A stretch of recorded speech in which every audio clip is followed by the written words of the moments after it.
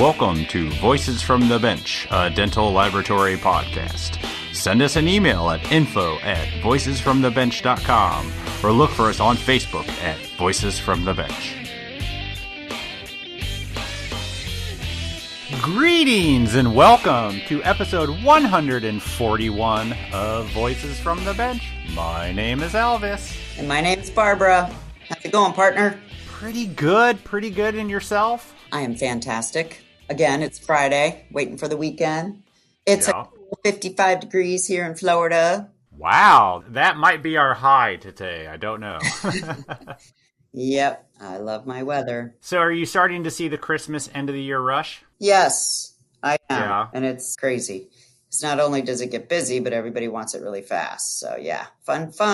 Yeah, and all the employees want extra time off. Yeah, COVID's kind of going a little bit around our building right now. So we've got 3 techs off, including my mill technician, for 2 weeks. So it's been really difficult for me this week. I've been a little stressed, needless to say. They were exposed during Thanksgiving.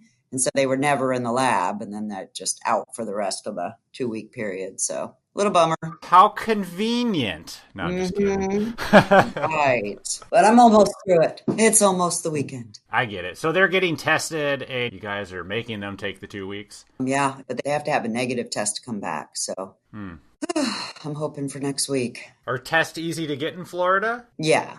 Yeah. Go to Walgreens, or there's some that are immediate, and then some you have to wait like 2 days. But yeah, it's pretty efficient. Yeah. Well, hopefully this vaccine will start coming out in the next couple of weeks. We are a medical manufacturing company, so we should be at the top of the list, if you ask me. Let's go be a guinea pig. There you go. Sorry.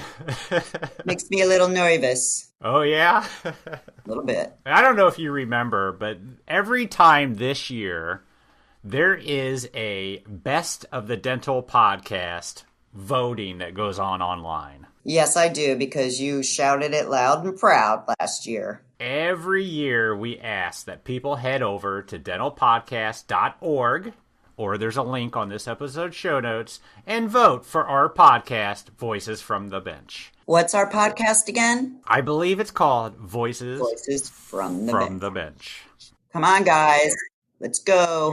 You can actually vote for 4 different dental podcasts, but I mean, really, why would you? Just scroll down to the bottom. It's alphabetical order, so we're at the end. But this is our chance to show the dental world that dental labs stand out. Let's do it. Yeah, last year, if you remember, we came in 3rd out of over 70 podcasts. 3rd place is not too shabby, partner. No, it's not too bad. But what helped us was a lot of podcasts were eliminated because of cheating? Yeah, cheating and bot voting, where they'd get thousands of votes within 5 minutes, so they just got rid of them. Yeah, that helped us a lot. But this year, they're doing it again. They got a whole new system, so people can't cheat. So we're asking everyone, head over to dentalpodcast.org and vote for Voices from the Bench. Thank you. We love talking to everyone in the industry. We don't care what you do in the industry. If you got a story, we want to hear it. And some of the guests we talk to, we know before we talk to them. And some are people we've never heard of. But both are just as interesting. But when we got the opportunity to have Jim Glidewell on the podcast, we were both pretty excited. To say the least. Jim Glidewell has done amazing things over the years, and no matter what you think of the lab Glidewell, Jim is a technician at heart who has built a lab that has set a standard for other labs across the country and probably even the world. Definitely the world. Yeah. Jim comes on the podcast to talk about his early days in the industry and growing it to be the 5,000 plus technician lab that it is today. But the journey was not a planned or easy one. I mean, we seriously talk about so much in this interview, it's really hard to fit it all into this introduction. Jim talks to us about the importance of advertising, how they handle product development, what it took to make monolithic zirconia the go-to restoration that it is today, and he talks about his new book, which comes out this week, called Constant Change. So let's get right to it. Join us as we chat with Jim Glidewell. Hey, Barbara, have you heard about Oradent and their new partnership? You mean Up Up3D, Elvis? Exactly. The new P5 milling machine by Up3D. Is it another private label milling machine on the market? Actually, no. That's the cool thing.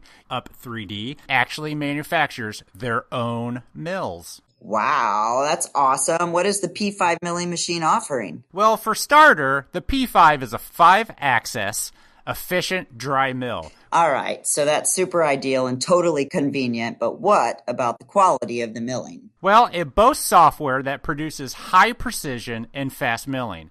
It can mill a crown, get this, in 14 minutes. Nice. And the tool life yields about 60 to 80 hours of quality restorations. Wow, that must be super expensive software. Do tell. The cam nasting software is included at no additional cost. Come on!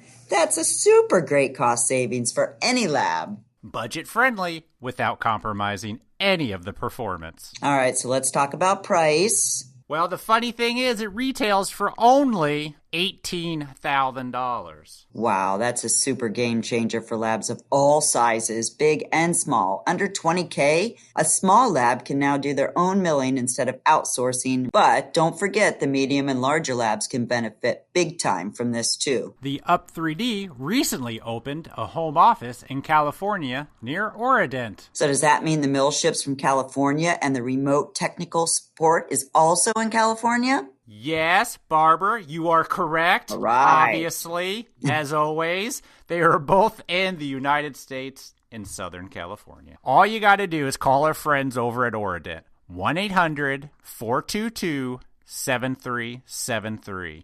Or you can visit their website at oradent.com. We appreciate your support of the podcast, Oradent. Thank you.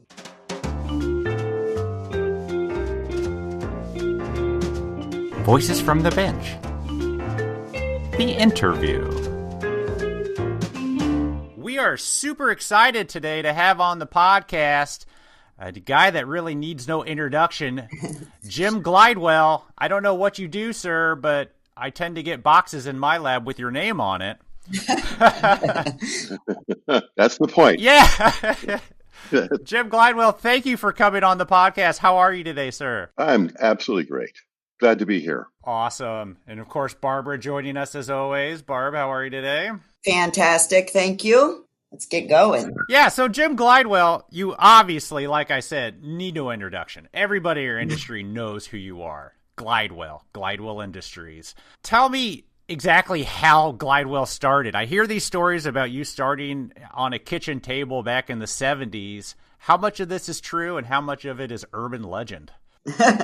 Actually, I was at Orange Coast College in a dental technician program, and I started making teeth on my kitchen table at home for a local dentist. And before I graduated, though, I had actually moved into his office from my table. And then I started working for, 4 or 5 dentists in the area around his office in Santa Ana, California. And then one day he came to me and said, "Hey, I haven't been able to pay the rent.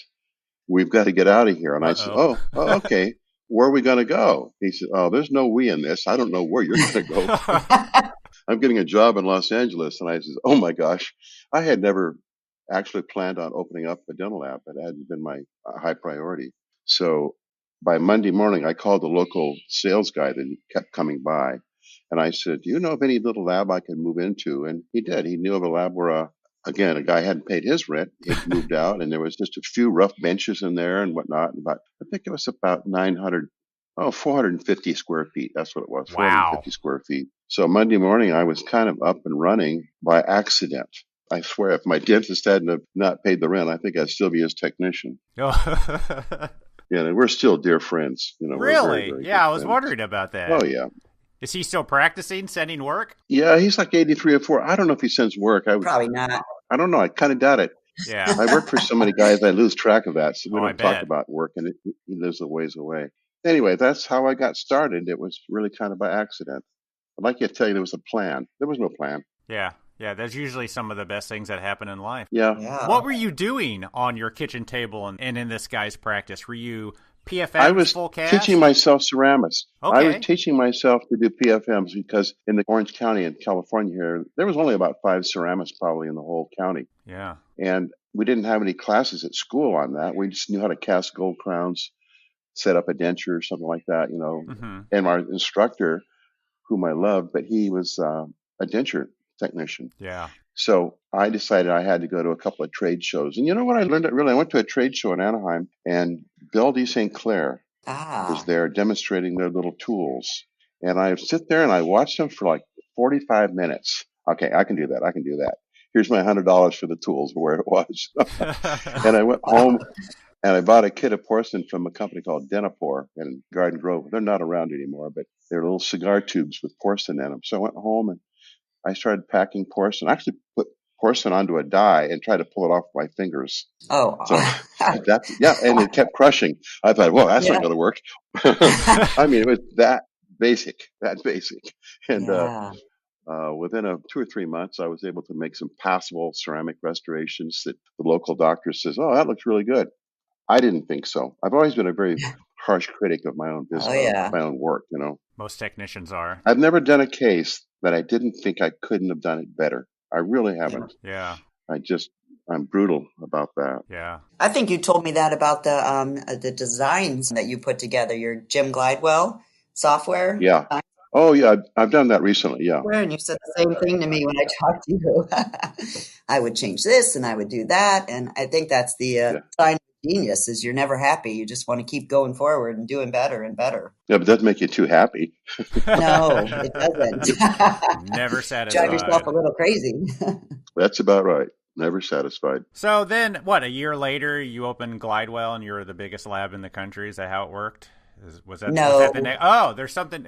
Yeah. It was overnight. Yeah, Yeah. that's what I No, thought. I think working one day by myself and I wrote this in that book that we're going to bring up, but Yeah. I was working I was overworked. One of my customers came to me and he said, I'm going to get you some more business. And I mean, every day I turned around, there's another guy at my door saying, I hear you're a ceramist and, I'm a Wow. dentist. And I had 20 dentists or something within about a month and a half. And you were still working by yourself at this point? I was totally working by myself and Yeah. I was doing 40-hour shifts and I would sleep 6 on a couch and I would work 40 hours again. I Oh listened my. to radio stations, come on here, go off the air. Everybody thought I was killing myself. But in reality, I realized that when you're in your 20s, you can work super long hours and you can recover very fast. And when you get to be in Mhm. your 40s and 50s, you don't recover that fast. So I felt if I Not could, so much. yeah, so I was working like 3 shifts, if you would. And I was able to buy more equipment and better equipment. At the end of the first year, by the way, at that point, I had already added about 4 people, I guess. But within about 3 months, somebody called me up. I'm looking for a job, and I said, I don't need anybody. He says, well, what are you doing working on a Sunday? I go, oh, you got a good point, Yeah. because I'd worked 18 months straight without a day off, and then Yeah. saving money. So, I had that kind of head start. By the time I was 30, a lot of people thought I had inherited the dental laboratory because at that point it was already I don't know, $1.5 million lab or something like that. In Wow. 1970.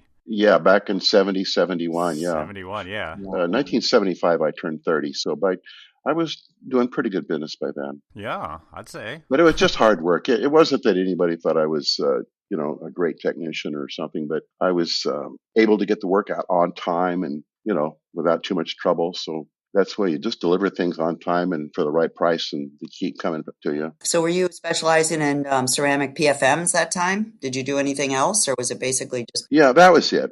I was doing, of course, gold crowns and PFMs. And I also taught that wife at the time, who was a tremendously talented lady, to do ceramics. I taught her and she was way better than I was. Wow. And that came in real handy later on because I remember hiring a couple of ceramists and, they were short supply. So they would kind of hold it over my head that if they walked out, Hmm. I was going to have to work really long hours again. And I said, that's okay. My wife will be here in the morning because as soon as I taught her to do it really well, she went home. And if somebody did Hmm. leave, she'd just show up the next morning and Yep. as if nothing happened. And, that's a big stumbling block for a lot of small labs. They feel like they're held hostage by a couple of their lead people. And they kind of are, Yeah. actually. That's happened to me a whole lot in my career. Definitely, if Yeah, they want more money or kind of more vacations or anything, they do really hold you hostage for sure. That's why it's a yeah, great thing with CAD CAM and design and all of the things that we have now because we've got a little bit of a default. We have a choice. absolutely. Well, I think too, there was a time when I might have had 300 or 400 ceramists working in my lab. And Wow. when we had the CAD/CAM world come around, like in 2006, 7, when it really started for me, today I think we have what you'd call 2 or 3 ceramists out of thousands of employees. We just don't have ceramists anymore. Yeah. Wow, that's insane. Yeah, it's changed. I'm a ceramist too, so nobody really needs my talent anymore. But you turned them into something else, right? I mean, you kind of moved them, or they morphed into something. I think the problem with that is that you've got ceramists, they're making $100,000 a year, Yeah. and they're replaced with CAD/CAM people making $30,000 a year. Hmm. Yep. Yeah. So that's Yep. kind of an issue. A lot of my people, though, thankfully, they were able to move to other places. A lot of them opened their own labs, Yeah. and I'm happy for them. I felt really bad about that. When I invented this monolithic, I don't say invented, but when I popularized monolithic zirconia in 2007, it's like letting a genie out of the bottle, and you can't put the genie back in again. Hmm. Yeah, for Yeah. sure. We'll get to that. 2007, that long ago, huh? It seems like it was yesterday. It's come so far. Yeah, Gee. yeah. I want to get back to the point where you realize that you can't be working on the bench as much anymore. You're creating something bigger than just a lab. Yeah, it's been about 1980. I had 45 employees at that time, but I'm still working at the bench making ceramics. Yeah. I was probably doing 15, 18 ceramic crowns plus running the lab. And I had a foot switch on the floor, with a headset, and I'm answering doctors' phone calls at the same Oh, time. yeah. And I thought, whoa, Oh, I think I'm reached a tipping point here. yeah. And that's kind of how I had to get off the bench. I don't think any laboratory owner who's still on the bench really is going to grow very much. They just have to come to the conclusion they need to get off the bench to really grow. Yeah. And that's a really hard thing to do because I know a lot of ceramists and a lot of managers, and they're still doing that dual role, and they Yeah. like control and they like the communication, and it's just like super hard to give it up. So how did you mentally, emotionally, how did you do it? Well, I'll tell you, it's kind of like what's a good sized laboratory? Is it 15 men or 5 or 3? What is the right size for a lab? And I never thought I had a choice in that. First employee who walked into my office, I realized I was responsible for their careers. Hmm. Didn't think like much, but I mean, every day goes by, that person's sitting there still doing plaster work or something, and you think after a while, that's just not fair, Yeah. not fair to them or their family or whatever. So I've always felt a huge push to make the laboratory larger. To manage a laboratory too, it's very difficult when you're, say, 12 to 15 people. You're working really hard, Yeah. and yet you're still not quite big enough to have a human resource department. Hmm. You just, it's a difficult size. So I think if you stay down small, 3 to 5 people, and then tell people, by the way, I want to be 5-man lab. I enjoy being 5-man lab or 3-man lab. Hmm. If that doesn't work for you in your career choice, then I would suggest you move to another place now because I'm going to be this size forever.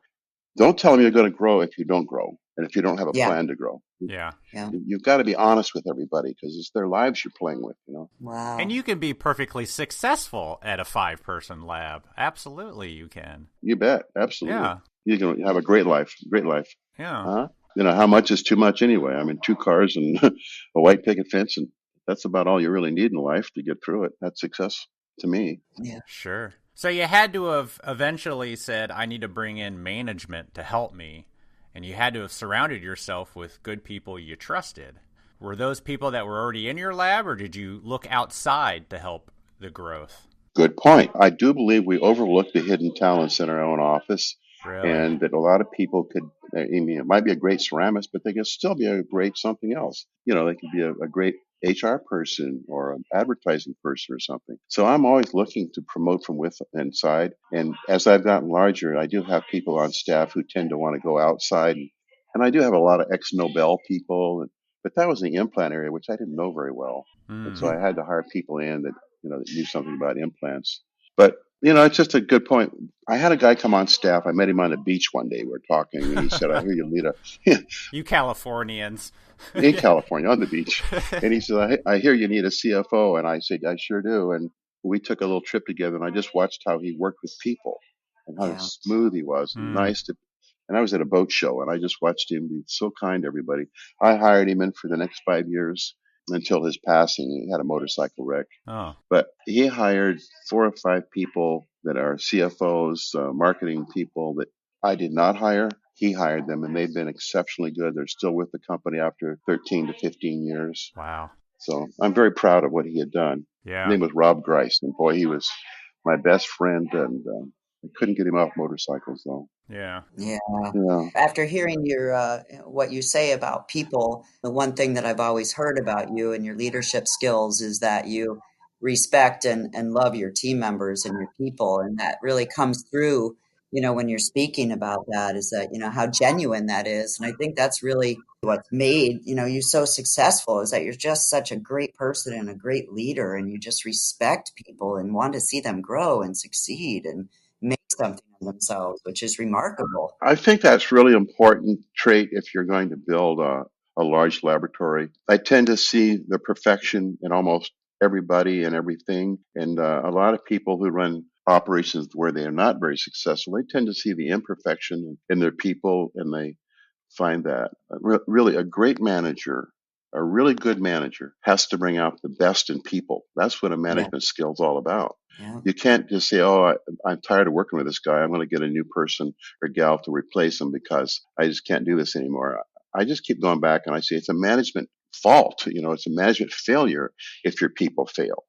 Hmm. I can't blame it on them. Cannot Yeah. blame my failures on my people. And so I'm also probably like a 70%. If you can get 70% of the job right, you're Yeah, okay with me. You don't have to be 100% right. yeah. So I Interesting. don't know if that makes any sense or not, but that's, No, it does. Yeah. It yeah. makes a lot of sense to me. And I remember when I visited your laboratory a couple of years ago, I left with something that really resonated with me and still does to this day. And I'm sure you'll recall it, or maybe you won't. But you said that people are like bananas. Once you Yep, bruise a banana, you can't really unbruise it. Like, it just gets, that's right. and that. So one of your goals was try to not bruise the banana. And I use that a lot still to this day. So thank you for that. And it really got me Thank you, Barbara. how true that is and how hard it is to reverse, that negative psyche once it's inputted in somebody's brain, to change it and make it better again. Yeah. It's a difficult world we live in. I think people always ask me about the stress of running an operation. And Barbara, I think I told you this too when you were out there, that stress is nothing that I ever relate to, because I look at people in my plaster department who've been there for 35 years, who Wow. have Mhm. 6 kids at home, living on what, 40,000 a year, 50,000 a year, Yeah, whatever. How the heck do they do it? That's yeah, stress. That's real yeah. stress. Yeah. No, I have no right to claim stress of any kind at all. I do not sleep. So there's nights when I don't sleep real well when I'm trying to think about, don't make a mistake. Don't ever bet the company that would cost them their jobs. Hmm. That's the things I Yeah. worry about. The people again. Yeah, Yeah. it is. Talking. I don't know if you didn't bring it up. Were you going to talk about my COVID experience? If you Oh yeah, want. we were. Yeah. Well, the reason I want to bring it up, well, the problem with that was that it was like March.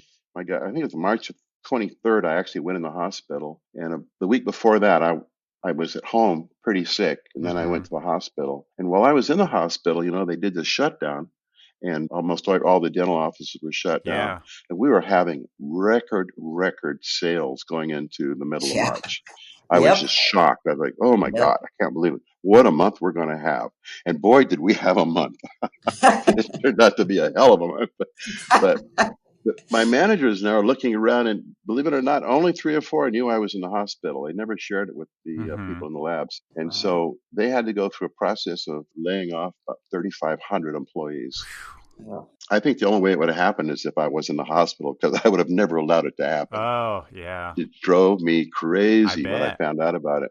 And I had no knowledge that it happened for over 2 weeks, because when you're in the hospital, they quarantine you. So you Yeah. don't have I didn't have a telephone. I didn't have anything where I was at. Oof. I had a phone for a little while, and the battery went dead the next day, and Yeah. no charger. And then next thing, intubated, which is another torture instrument. Yeah. So that's just a horrible thing. But Wow. I got through it. Lost 32 pounds in 14 days. And that'll Wow. show you the stress. That's real stress right That is there. stress. Yeah. But when I was in there, I worried about my employees so much, and then my family too, because I have 4 fairly young children. My kids are just 10 through 16. Yeah. And even though I'm 75 years old, I'm supposed to be retired, I think, but nobody will let me retire. That's not going to happen. No, I What do you don't. think this is, Europe? Yeah, I know. Yeah, and I think about Bob Ganley all the time and what a great guy he was. And we had to retire from Ivoclar, and I'm thinking, what the heck? It's a good thing I'm not in Europe. Hell yeah, there's a lot of brain power to be had after 65. Let me tell you, I see it all the time with my father. It's amazing. That's right. I remember him well. You know, pilots are the same way. You know, the airline pilots ride in the left seat after the age of 62. And, you know, those guys still at age 62, they know how to fly a plane. They're very, very good at it. And so what do you want to do? Replace them with a 25-year-old who doesn't Yeah. have the experience? Exactly. Who learned it from a video game? No, thank you. There you go. There you go. So are you having any residual effects from COVID? I'm fairly weak, but Yeah. I'm back out. I mean, I'm about 90% right now, which is fine. Yeah. Scary stuff. Yeah. Did you have any I was, cases within the lab? yeah, we've had quite a few. I imagined. We're never lab oriented though. They didn't originate in the dental lab. No, they Every one of them never we do. chased down, and we never had anybody get sick in the laboratory. We did have one unfortunate death from COVID, but it was one of my longtime employees got in a car wreck. His wife passed away from the car wreck. He was seriously injured.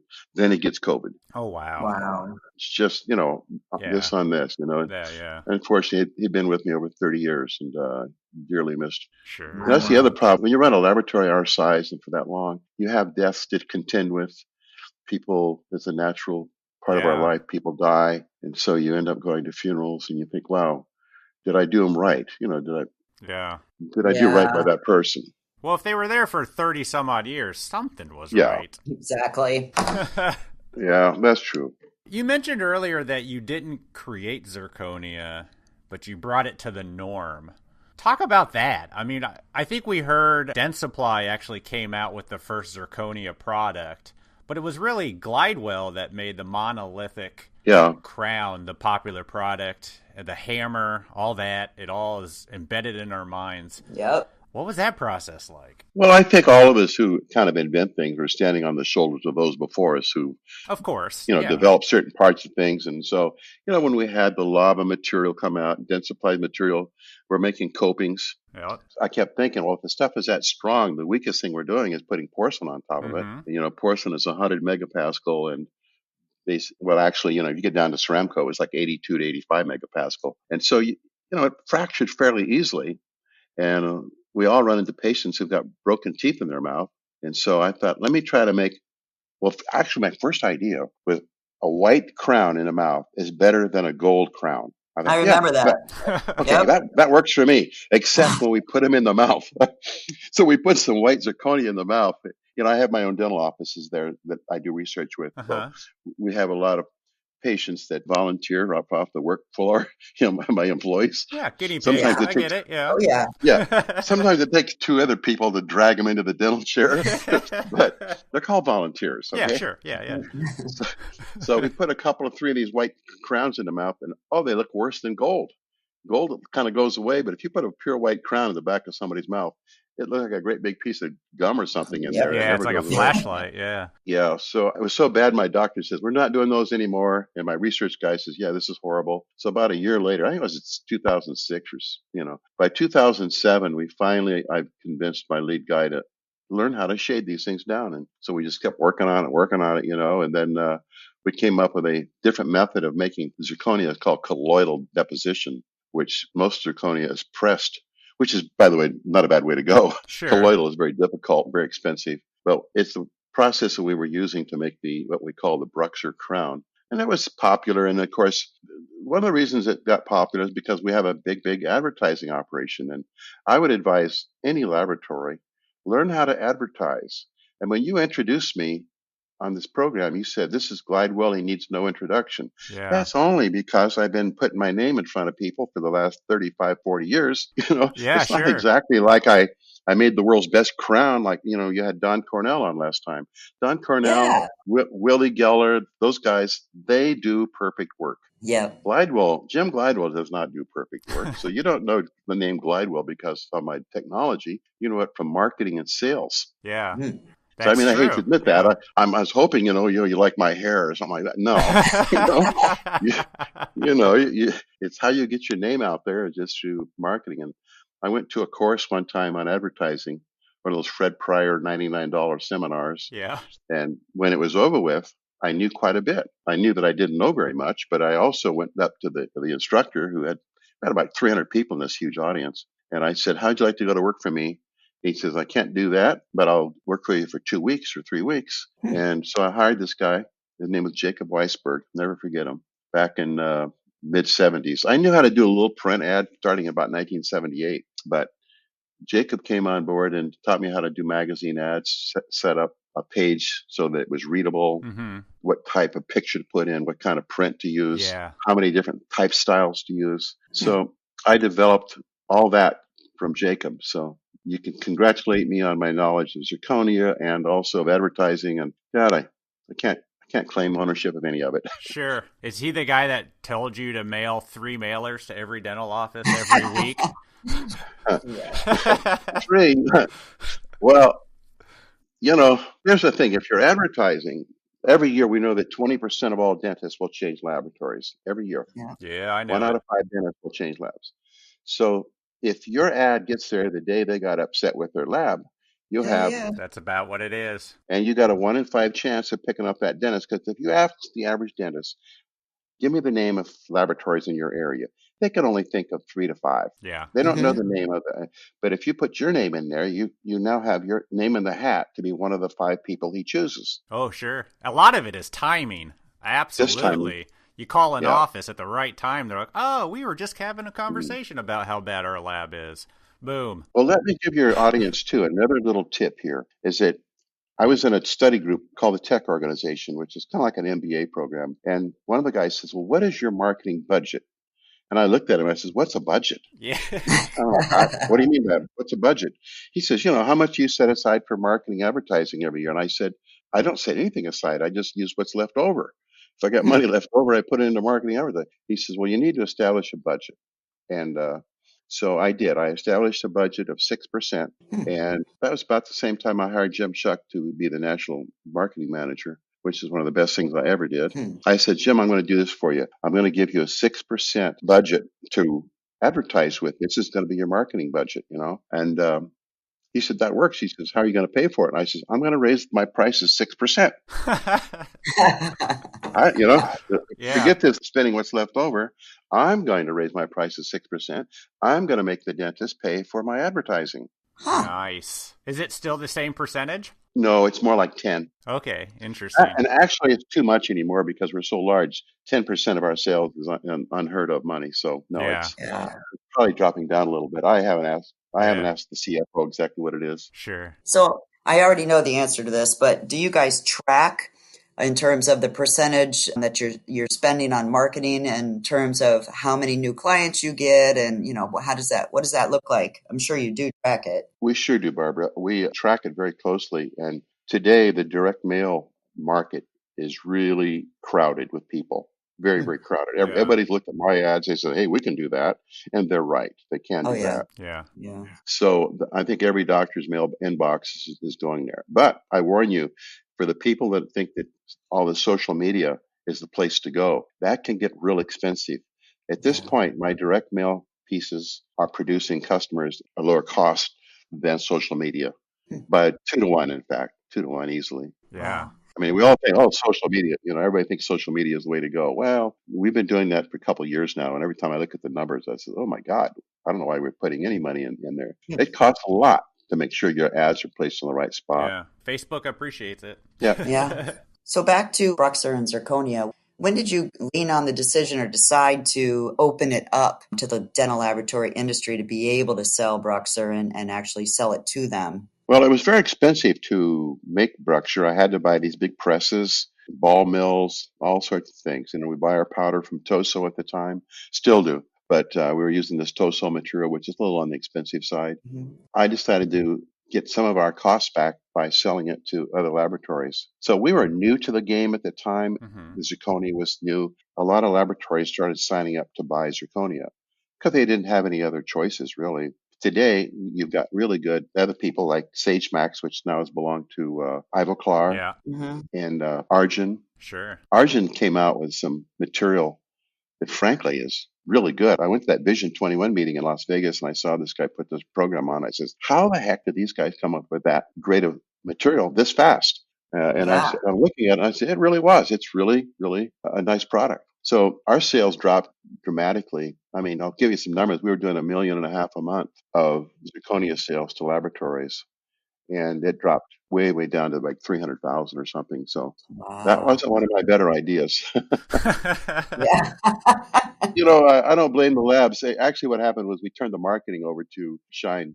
Shine already had like 5 different materials they were selling, so ours just took a back seat. Yeah. I think at the time, we're not today, but we were the most expensive of the zirconias. I set the price, and everybody else came in behind me and below me, so I don't blame them.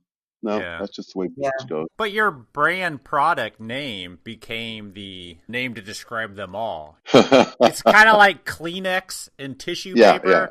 Bruxer is kind of like everything, even though it's not all Yeah. Bruxer brand. The funny thing about Bruxer is that Jim Schuck, the marketing manager, he came up with the name, and I told him every time I see him, even I said, "That's the worst damn name I've ever heard." you know, Yeah. there's a town out here in California called Oxnard, and the town council decided to use the name Oxnard, and it says, "Not just another pretty name." That is cute. That is cute. So that's what Bruxer is, not just a pretty name. Oh boy. Well, it changed the way we do business. I'll tell you what, you talk Yeah. about having a Bruxer crown way back then and being super bright. And now, I mean, you can put it against anything ceramic and it looks super vital and beautiful. And they have multi-layer and this and that. And it's come a Yeah. long, long way. Yeah, it really has. And everybody's done a good job with making it even better. And then when we Hmm. started adding Yttria to it, all of a sudden it starts to look like Emax, I mean, Mm-hmm. it's really, really Yeah. Yeah. good. And I did say something on another time about Emax.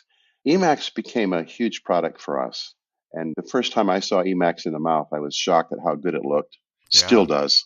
Sure. And Ivoclar markets that to dentists, and they market it heavily. And there's a lot of dentists out there that have never had any problem with Emax, and laboratories should continue to carry that as far as I'm concerned. Oh, yeah. Though zirconia has the ability to replace Emax, it does. But if I'm a laboratory, you've got to keep Emax in your product mix. That's all I'm doing right now. I'm driving the aesthetics of it. And, we do zirconia, of course, but Sure.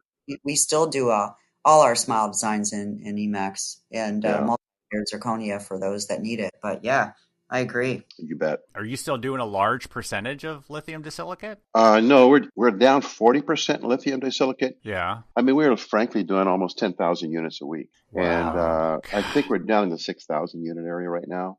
But that's just because zirconia took up the slack in certain areas. Sure. So, that's just to be expected. It needed to. Yeah, You got to have that strength on the lingual for a lot of those cases. It's just better for the patient. it's So a good I good agree point. with The you. lingual, when you get a crown with doctors never take much off the lingual side. So I you got these know. real thin linguals. You Yeah. betcha, Barbara. You're right. Yeah. Are you guys pressing those Emaxes or are you milling all of them? We don't mill any of them. And Really? That's to be, surprising. well, one day I walked into my department, my Emax department, and I saw 2 benches and there were like 16 people. And I asked the guy, what do those 16 people do? He says, they fix margins. I said, what do you mean Yep. fix margins? Well, you use an MCXL to mill Emax, Yeah. you're going to have a lot of chip margins, okay? So we started cherry picking the cases. Yeah, that one could be milled. No, that couldn't be milled. So we started pressing half, and we also started milling half. That was how that went. And now you Yeah. press all of it. No, we're 100% pressing. Yeah, we just gave up on it. That is crazy. That is Yeah, crazy. Not what I expected. I went back in and I was like, I want to mill everything. I don't want to press anything. I really want to just drive it.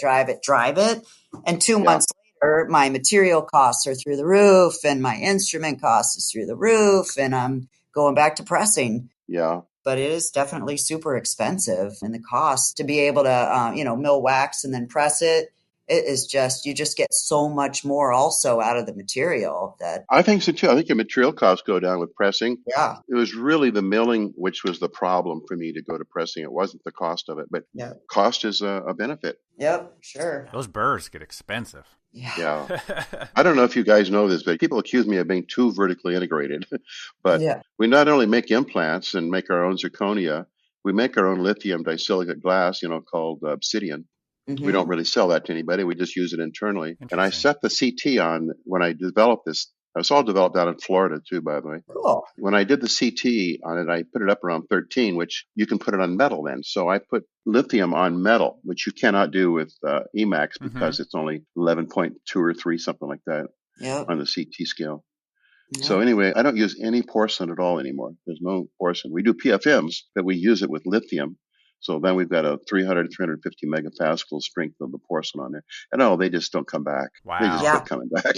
yeah. I don't get it back anymore. I wish we could have perfected pressed to metal. I tried like hell. Yeah. It just wasn't in the cards for us. Well, I'll tell you too, with us, we can put porcelain on almost any kind of metal in a way. But when we got to lithium, it got real narrow, and argent makes a very nice metal for us right now, a palladium alloy. Hmm. They make a Mm-hmm. very nice one. I was going to ask you about that, about your metal PFMs. Gotta have it. You're not casting at all. Very little, Very very little little. casting. Yeah. Oh, wait a second. Wait a second. I know where you're going with that. Yeah, we have SLM. We're doing selective laser sintering. Uh-huh. Mhm. We got a bunch of those lasers there. We print almost everything anymore. Our metal frames. Oh, you're doing them Wow. yourself. Interesting. Yeah, we print our own frames. Wow. Oh, you mean Argent prints? I know. I hear Argent's got a whole printing operation down Yeah. there. But no, we actually buy our palladium powder from Argent and we put it into Ah, our comp US. So we print everything. unbelievable. That's awesome. I forgot about that. I'm sitting here right now. Yeah, you're right. I forgot we do it all. And hey, you will not realize about printing of partial frames. Half the remakes disappeared when we started printing partial frames. Really? Huh. Half.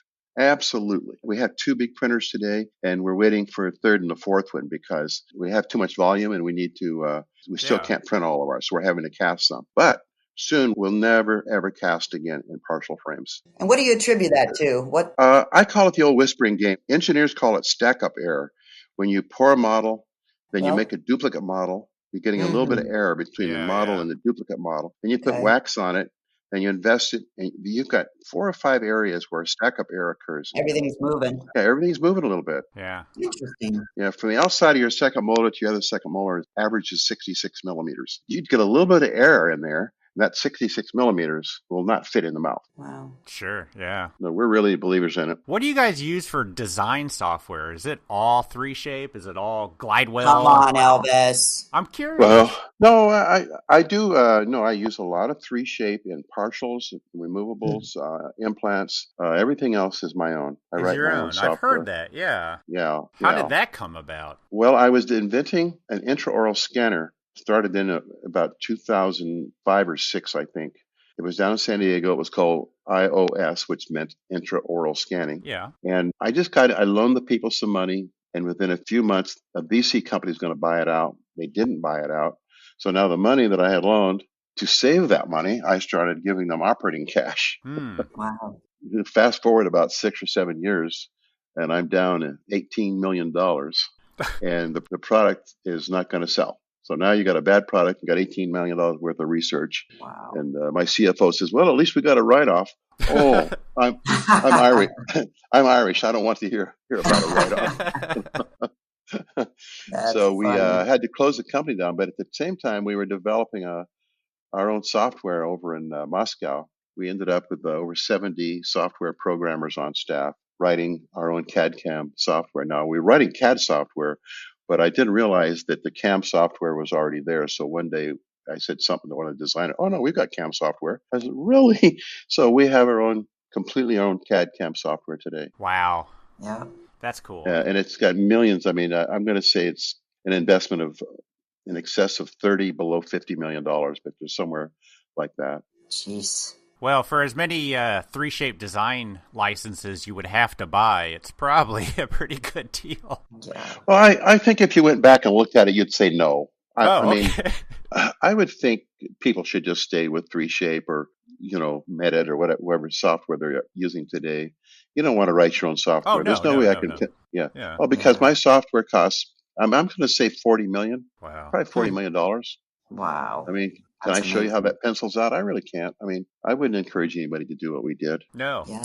no. I but couldn't it's just imagine. this thing I do about, well, you know what it is? I really wanted something that I could depend on that I ran myself. If you've got 3-shape licenses and someday your dongles don't work or something and all your designs go down, which happened to us several times. Mm-hmm.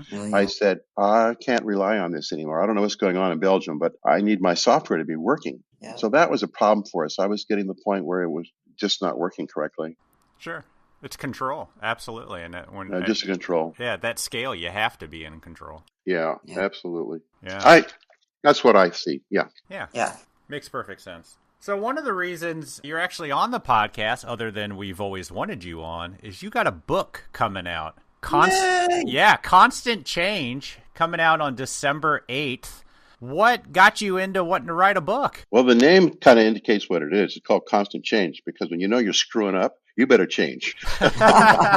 You better change something. So I'm constantly changing because I'm constantly screwing up. But from 3M Corporation, I learned from them. They said every 3 years, you got to have 25% of your sales coming from a product you didn't have today. Interesting. I thought, what does that mean? So I'm thinking about that because all of us in our industry are mainly waiting for a vendor, be it you pick them out. I mean, Dentsply, Ivoclar, whatever. Yeah. They all have these products they want you to buy that put about $25 of their material on your invoice. Mm-hmm. Yeah. And I said, boy, that's when I started doing my own materials research and whatnot. But I decided that I have to start changing and coming up with ideas that work for us and not necessarily work for the vendors. And so that's why we have kind of transcended what normal laboratories think they are.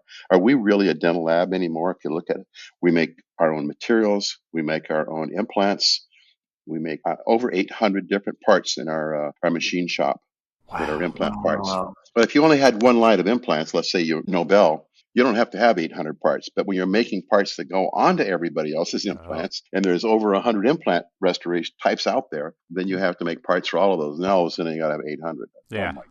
It's way over 800, by the way. I'm Oh, just yeah, throwing a number out there, absolutely. but it's like 12 or 1300 pieces we actually make. Different screw for every system, every size, Yeah. everything. Yeah. Well, think about the retail cost on let's say a Nobel screw is like $60. Yeah. They don't sell them for 60. There's all sorts of little markdowns and all that. But I make screws. I make the Yep. same screw they do. I use the same machines they use. It costs me $2 to make a screw. Ugh. Wow. $2. Awesome. So I mean, I understand why they've got venture capital people that want to keep pushing that, and making a lot of money for their stockholders. But we as lab guys have got to fight back sometimes. Yeah. And that's what I did. I mean, if somebody wants a screw from us, they're like $10. Yeah, I know. I love that. They're $10. So Yeah. It's freaking awesome. it helps me if I get income like that, it helps me offset my costs also in my own factory there. But if you saw our, Barbara, you've seen it, but most people haven't. We use Tornos Deco machines to make our parts, which is exactly what everybody else uses. Yeah. They're very expensive, and we have highly, highly experienced people. I shouldn't say that, but we have. What I'm saying is that most of my employees came from another implant company. Oh, sure. Yeah. That's what I'm getting at. They Yeah. came from another implant company that was only located about 10 miles away from my office. It was a bad idea for them to open that company right there. Sorry about your luck. Yeah. Yeah. Thanks for the employee pool. That's about right. So who knows how to run a Tornos Deco machine? I do. Yeah, okay. Yeah, baby. Come on over here. Yeah. And of course, I have many, many implant people on staff that we're all marketing or, doing a good job. So, Yeah.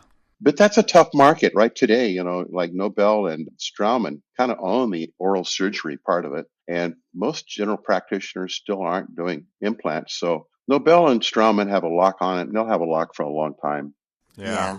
The rest of us, there's people like me that make them. There's another 100 companies out there all around the world. We're all basically the same. Whether you're the big ones or the little ones, everybody's making, FDA approved titanium parts. Yeah. So Every once in a while, I'll see one I don't care for, an implant I don't like, but by and large, I think they're all pretty darn good. Yeah. Of course, mine's the best. Of course. And I Oh, get, of course. I'm not Yeah. biased at all, Lita. I'm not biased. Yeah. So back to the book, what is it? Constant change. How do you, I mean, so you've done a whole lot in your life, but how do you write a book? Like, who inspired you? Obviously, you inspired yourself, but did you sit down with somebody that kind of helped you walk through that process? No, I actually wrote the book myself. I actually wrote the entire book myself. It took about, I don't know, 4 or 5 months of part time.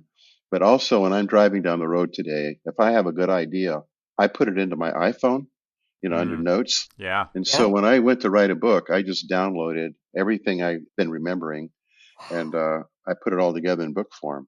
Then I had employees of mine that wanted me to write a book. Several of them were just, when are you going to write the book? And I keep thinking, about what? See, everybody thinks that Glidewell knows more about the dental lab business than most people do. And I always look at it and says, no, I don't. I must make better decisions somehow.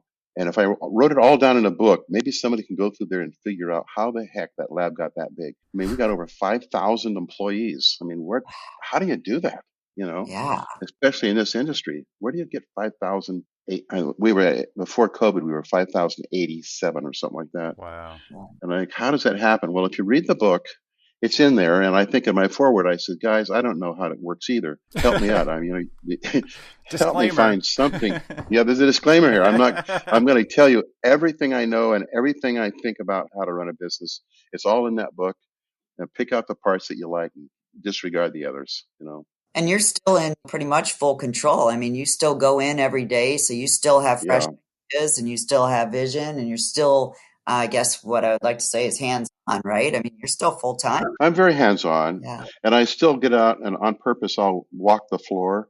Yeah. Barbara, you've seen I have 5 big buildings out there full of Yep. people, and I walk the floor. It's kind of like waving the flag, walk around smiling at people, Yeah. telling them, you're doing great, all that. I never say a negative word. I never have anything negative, except if I see a light bulb out or something, then I'll Yeah. ask Yeah. somebody, hey, please fix that light bulb or something Yeah. like that. But I never say a negative word to any employees. That just isn't my style. So. And everybody's watching you. Well, people don't realize that, but when Yeah. one of my managers had a habit of walking around with a frown on his face, and I'd say, you know what? Your employees watch you. They watch everything you do. You've Hmm. got to have a smile on your face every day, or Yeah. they think we're all going out of business and that their job's not secure. Mm, That's so true because I remember you told me that, and I started Yeah, doing self-check. When I walk yeah, through the laboratory, what is my persona? What kind of vibe am I putting out? And I really genuinely, no matter what's going on in my yeah. personal or anything, when I walk in that door, man, I am on and positive, and I think it really helps the whole morale and the whole vibe. When you drive in your parking lot in the morning and you're about to get out of your car, you say, here we go. And you put a Yep. smile on your face and you walk through that door. And that's the attitude you've got to have. If you Yep. let things drag you down and you got a frown on your face, you've got everybody worried. yeah. Yep. Oh, yeah. Yeah. So true. Yeah. Or too many doors closed, or you're stressed about something, and they just take it off and they're just running with it. Absolutely. Yeah. Yeah. Now we have to walk around and tell everybody we have a smile on our face because of the masks. That's a funny point, actually. I didn't think about I that. didn't either, Barbara. I forgot about that. He's the smart one. I had an employee tell me last week that they can't tell my mood by my eyes. So I don't know what I'm supposed to do. Wink more? I don't know. I think you can see people that are smiling with their eyes, though. Yeah, I think most people do. Apparently, I'm just stagnant in my eyes, I guess. I don't know. You know what I find myself doing is I have my head going up and down like, yes, yes, yes. Yeah. Yep. I'm smiling and I'm saying yes, and they see the head going up and down. If my head went left to right, that would be no, no, no. Yeah. So, That's a very good point. I must agree. yeah. I'm going to send you a picture I took last week with the Voices of the Bench mask on, and I damn well know it looks like I'm smiling, so I'll send you that. You're right. Barbara, I wanted to ask you a question while we're at this, if you don't mind, No, being as you've been involved in the NADL so much and all. The CDT program, what is a technician today that never waxes anything, never packs porcelain? All he does is a CAD CAM technician. What are Yeah. we going to do? They're developing a program for that right now. They've gone digital. They've gone hands-on. You can actually take the test remotely. They've redesigned all of the questions and made a lot of them digital, and they have made just huge advancements. I'm so proud of them. But yeah, that's absolutely something that they're going to be working on in the next year or two. Well, I appreciate that. And I think back in 1970, when I first opened my doors, there were 17,000, give or take, laboratories in the United States, about 17,000. Today, there's closer to 7,000, maybe a Yeah. little less. Yeah. And as we see these machines come online, I only see a decrease in the number of laboratories because I think what we've done here with mechanization is we're making price points more and more important. The prices Yeah. are starting to drop, Yeah. all because of mechanization. Yeah. Well, I do know that the NBC is big on saying that the digital aspect is a tool. So what you're producing is still the same to get your CDT. It's just how you produce it. Do you hand wax it? Do you design it? Yeah. They're just using it as a tool, but they're still making the requirements the same. Yeah. You can actually design it and bring in a zirconia frame versus a metal frame. So yeah, the test is definitely advancing, but for sure, there are definitely a lot of requests for a CAD/CAM exam. They're going to be moving forward with that soon. So. Okay. Very, very good. Yeah. How many very good. CDTs do you have at Glidewell? Is that a big thing you promote? Yeah. Oh yeah, we do it all the time. We pay our people to take the test. We give them a Nice. bonus for taking the test, Nice. How many exactly? I really don't know. 175, couple hundred maybe. Yeah. It might even be 300. I frankly don't know. Yeah. But you still have yours and it's still current, right? Yeah. Which shows you a hole in the system, doesn't it? I guarantee you, if you sat down, you could still do every one of those skills. Yeah. And occasionally I do. I'll sit down and do drawings for people, or I'll sit down and do some carvings. And for some reason, they all gather around. Let's see what he's going to do, and I seem to get through it okay. So I was going to ask you that. You seriously pick up a handpiece quite often. Well, up until about 3 years ago, I had a handpiece at my desk. Really? Yeah, and a little glazing oven there because I was playing with colors all the time. My research people would tell me one thing, I said, all right, let me try that out. So I would sit there and do it myself. So no, I always had a handpiece, electric. I didn't have a big belt driven one, but I had an electric handpiece there and done a lot of that. That's cool. Well, I made it, a good 100,000 crowns before I realized I needed to get up from the bench and manage. That's probably about 100,000. And then I still did crowns after that, but that would have been about it. Yeah, but it's cool because you obviously love it. I don't think we do anything that we don't love. And I think just that artistic side of you every now and again needs to sit down and do it just because you enjoy it. Yeah, thank you, Barbara. I have people tell me that I was a really, really good technician, and I have always disagreed with that. I think I was I was a good technician. I was early into the ceramics game because in the 1970s, porcelain fused metal was starting to really take off. Yeah. See, before that, when I started in 67, it was acrylics, Dial-R, Diamond D. There were several materials out there that come from that time because we were not doing porcelain fused metal. Ceramco was kind of started in 1952, but wasn't come out as a full product. It's called Ceramco. Before that, it was called Permadent, I think, in 1952. And then by 1962, they called it Ceramco. But it was slow to take off. There weren't no ceramists around to do it. You got a material here that nobody knows how to use, Yeah. And so it started that way. There's some great old history back there. Heck yeah. You must have quite the mini museum set up at Glidewell with all the... We have quite a few old things, yeah. My original furnace and everything. The original furnace. I still have mine. Do you? Yeah. Mine from 1967. You ceramics. You guys are so weird. Yep. We are a little quirky. Thank you very much. Yeah, we're just better than everybody else. Touche.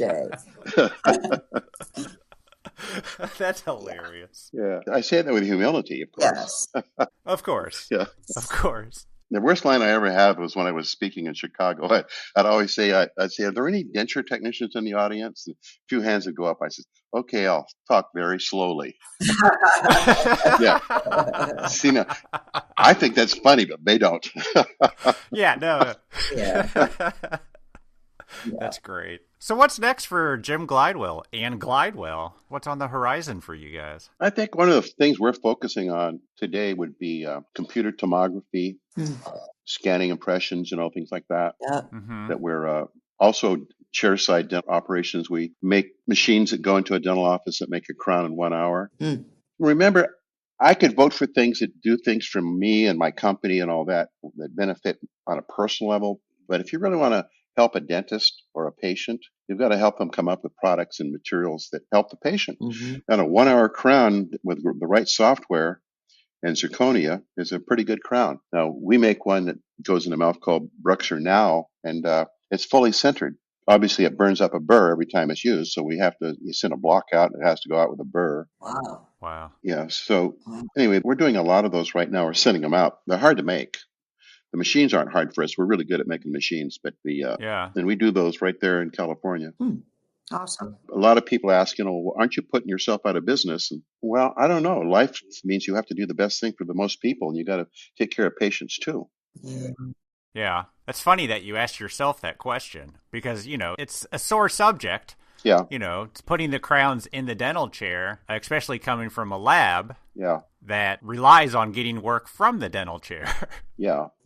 Well, I will tell you, though, too, as you've seen in your own laboratories, the intraoral scanning is just taking off. Yeah.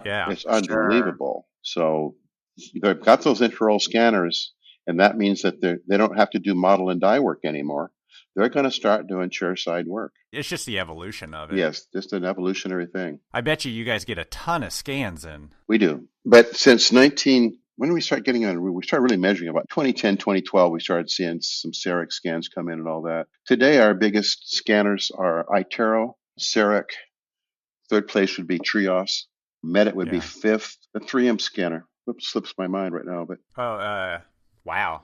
Yes, the 3M scanner. Well, we're ceramics. We can't remember everything. I'm not feeling you guys. I don't know what it is, so I'm out. E4D? No, we don't get hardly old. any E4Ds. Yeah. I don't know. That's old. I don't know. Yeah. No worries. Yeah. You'll edit that one out. Yeah. Oh, yes, sir. Yes, sir. Well, we've easily reached an hour, Jim. That was great. Thank you. Very good, buddy. We super appreciate you coming on the podcast. I love your story. No matter what a lab will think about Glidewell, positive or negative, you've done wonderful things for the industry, changed dentistry, and it's something to be proud of. Yeah. Well, thank you. I always think the laboratory industry views us as the evil empire, and yet we don't think of ourselves that at all. We're just building careers for our employees. Yeah. And we certainly don't go out to do any damage in any area at all. Yeah. And I want to personally thank both of you, Barbara and Elvis. I think you guys are doing a great job. Thank you very, very, very much. Thank you. Oh, we appreciate that. You just need to make it mandatory listening of every employee. Glidewell. Yeah. He's always working. Well, certainly. You got to. Yeah.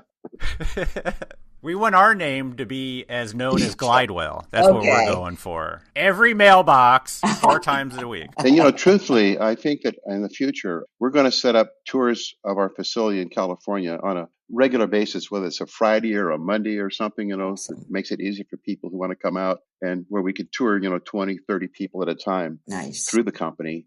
And we don't mind that at all. Sure. The amount of things I sell to dental labs doesn't amount to 2% or 1% of what we do. So we're not trying to build that up at all. We're going to let everybody else have that business. But we just want to share with people so that they can seek a higher level of what they're doing. And maybe it'll benefit their employees and benefit their doctors and patients. Awesome. That's good. I'd love to check out the facilities. You bet. As soon as COVID allows it, heck yeah, I'd love to check it out. And we'll take you on a boat trip.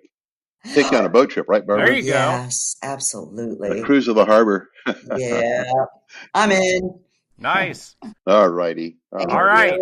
Yeah, we got to wrap this up. Again, Constant Change, the book by Jim Glidewell, out on December 8th.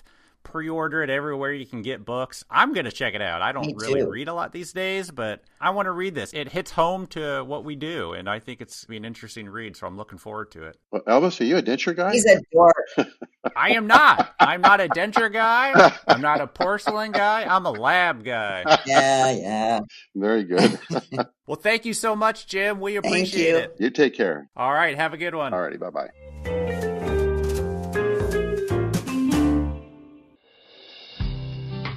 One of the fastest growing applications for 3D printing is producing accurate splints quickly and efficiently.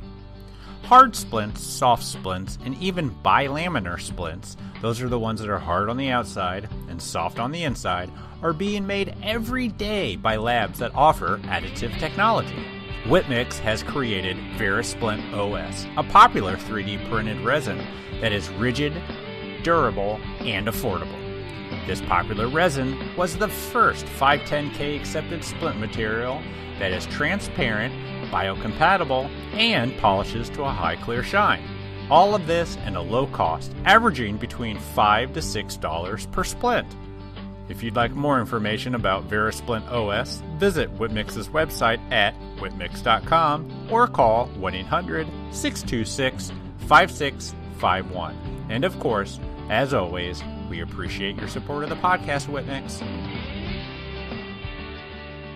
A huge thanks to Jim for taking the time out of his busy schedule to talk with Elvis and I on the podcast. I remember going out there, I'd say probably 2 years ago, and Jim actually came to our hotel, picked us up, took us out on his yacht, wined and dined us, and it was just a super amazing experience. Not only him, but his whole team. They were just so open to sharing and letting us know what they were doing and how they were doing it, that anybody that gets the chance to go out and see that laboratory, you should go for it because it was amazing. Did he pick you up personally? Like he drove his car? What kind of car did Jim have? Oh, he had like one of 20, a fleet of 20. It was just a very large, probably a Tahoe that I can remember. And then he came back in a van. So I think he's got like 20 or 30 cars. I'm sure. So make sure you guys check out his book, Constant Change. It's coming out December 8th. There's a link on the episode show notes to get it from Amazon. There are not many books written about business success in our industry. And I know Elvis and I look forward to reading this one about Jim Glidewell's story. So check it out, guys. Yeah, I don't think I've ever pre-ordered a book, but this one I've had pre-ordered for a while, and I'm pretty excited for it. Yeah, me too. Can't wait. Awesome. That's all we got for you.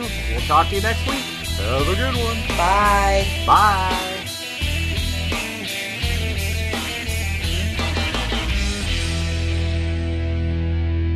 What else you got to do, huh? Yep.